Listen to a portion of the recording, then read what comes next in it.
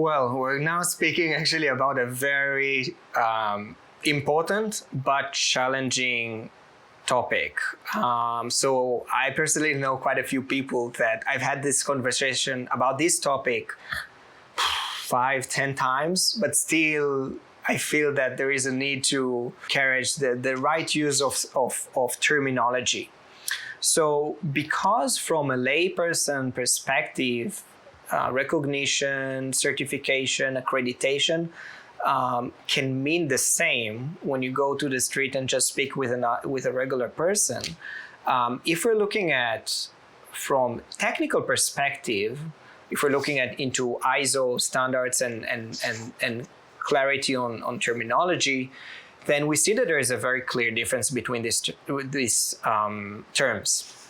So maybe I'll start by explaining in this topic that we at GSTC, we are familiar nowadays with we know of about 180, give or take, 180 labels and standards of sustainability in travel and tourism.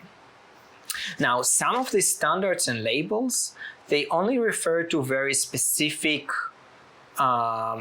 area of expertise. For example, we have standards that only look into the environmental perspective of an operation of hotels.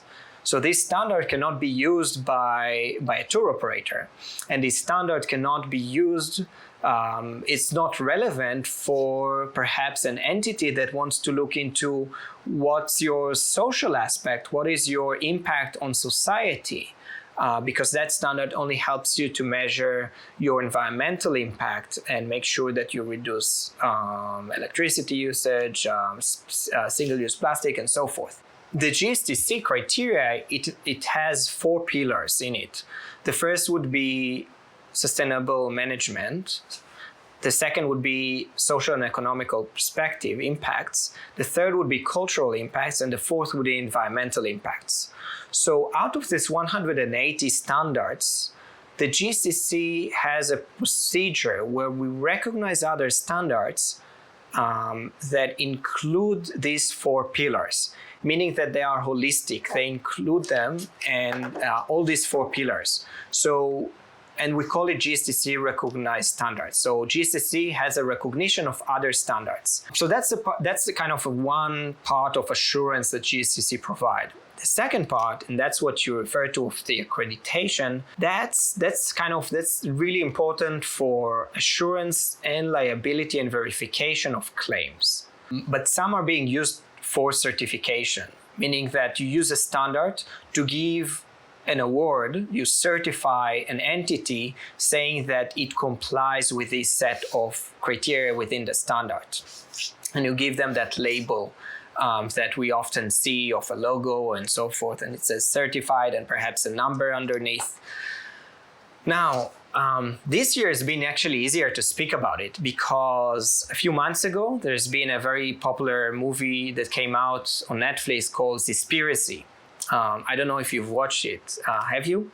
Yeah, I have. It is actually pretty mind-blowing because of the way of how the film was being directed. It's a very, how do you call that? It kind of shows you the dark side of things. I mean, that's what they were going for, right? The conspiracy theory. So yeah, to me, it has been very glaring in terms of like what is happening on the ground. Exactly. So it's really quite impactful. And yes, I know that there is criticism about certain points of information and data that might not be accurate. And I tend to agree that I saw quite a few things that might not have been 100% accurate. But again, that movie is not produced for engineers and scientists to watch and go over and read and explain if it does peer review and so if it goes through a peer review or not. Yeah, it's not academia. Exactly. It's for everyone and to influence people's perspective and action on seeing things. But what I want to say about that, there is one point there where they look and they try to understand about one label that label has a claim of something, But they ask them and they realize that that claim is not really what is happening. So who verifies that this claim is real? I remember that. So out of these 180 standards and schemes that we are aware of, some of them are being used for certification. And then some are being done in a professional manner, while others may or may not. So there is no one who actually reviews them. And that's the strength of accreditation, where you actually go and you certify the certifiers. So if one is being certified by an accredited certification body, you have the assurance that the process of certification has gone through a proper vetting.